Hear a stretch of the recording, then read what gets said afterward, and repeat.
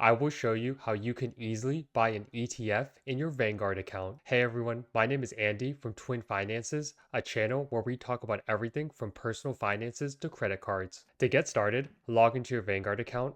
Once you're on the homepage, click Transact, Buy and Sell. Enter the symbol of the ETF you want to buy. In this example, I would just use VTI and click Get Quote. Click Buy. Select the account where you want to buy your ETF. In this example, I will select my Roth IRA account. For transaction type, select Buy. For amount type, select shares if you know exactly how many shares you want to buy. You can also select dollars if you just want to buy a certain dollar amount. I will put 1 share for this example. And then for the order type, select market, scroll down and click preview order. I'm seeing this message because currently I don't have enough funds to buy 1 whole share, but you shouldn't see this message as long as you have enough. I will click continue for now, but this is the page that you should see. Go ahead and confirm all this info is correct, and if it is, just click submit order. And now you have successfully bought an ETF on Vanguard.